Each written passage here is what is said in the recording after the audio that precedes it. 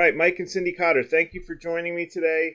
I've known you guys for years, and you're very active in the community. Can I ask how long you guys been in Quincy? Was born here. You were I born came at here? 5. Yep, I came at 5. So that's Oh, 69 years for me. you're lifers. Good. Yeah. I've been here almost 20 years, and I'm still a baby, so I get it. So, what did you guys do before retirement? I was the first nurse at Manor Community Health Center on opening day in House Neck, Awesome. Wow. and Mhm. became a nurse practitioner there and worked there for many years before I moved on to a few other roles. What about you, Mike? And for me, after teaching at Randolph High School and Silver Lake Regional High School for combined 14 years, I always say I taught kids, high school, English in that order. I followed Cindy into nursing, and we even done medical surgical, rehab nursing. We worked together as visiting nurses in Boston.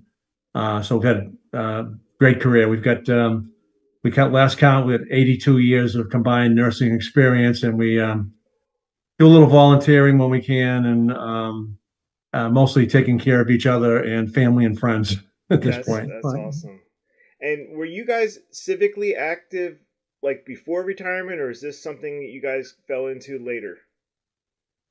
We were still working, but I have to say, it was our son that kind of opened our eyes initially, like to the Four River watershed had a group going, and we weren't that involved in things until then, and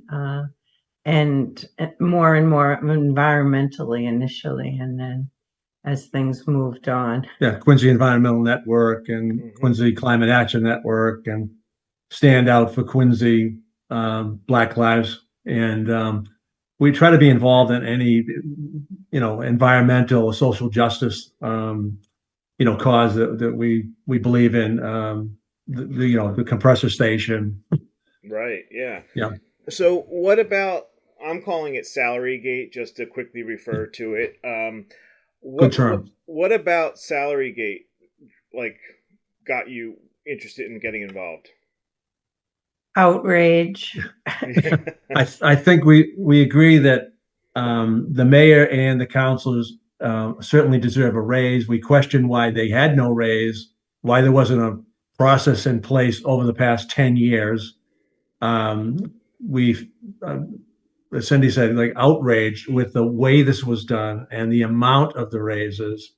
I go back all the time to if this had come up during the election, Mayor Koch would not be Mayor Koch now if he had been honest about it and said he was going to campaign on a 79% salary increase for Yeah. himself and 50% for the counselors. So again, they deserve raises, of course, but not this way, not this amount, all coming out of our taxpayer funds that need to be going to other um, much more worthy Yeah. Well, causes. you touched on something there.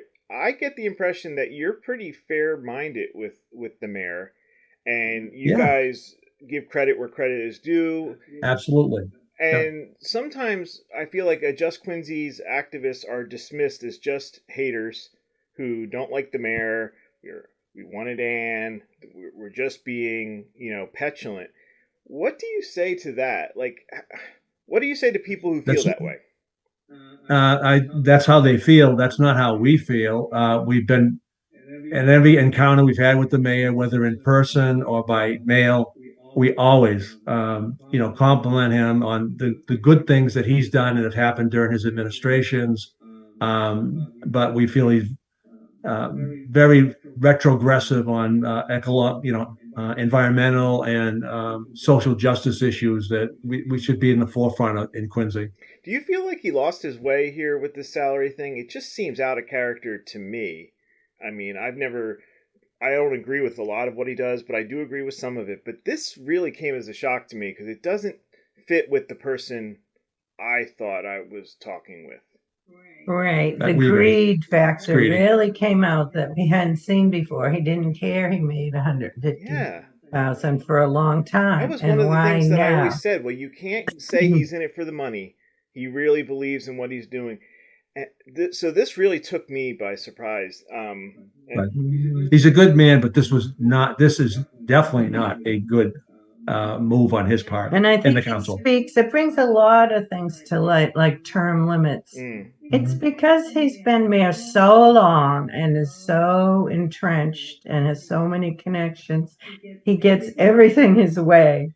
Strong mayor, weak And council. when he doesn't, he's not a happy Yeah, guy. And I think you're onto something there, because I almost feel like he's been surrounded by like people who are saying yes and complimentary, Definitely. and I almost feel like the city council. It's so depressing. Story across the council, people are just mostly, for the most part, not hearing back, and that's why I say like the technique they're using here is just to wait out the outrage and hope everyone moves absolutely. on. And but okay, well that brings us to 9-9. 9-9, because we're not moving on.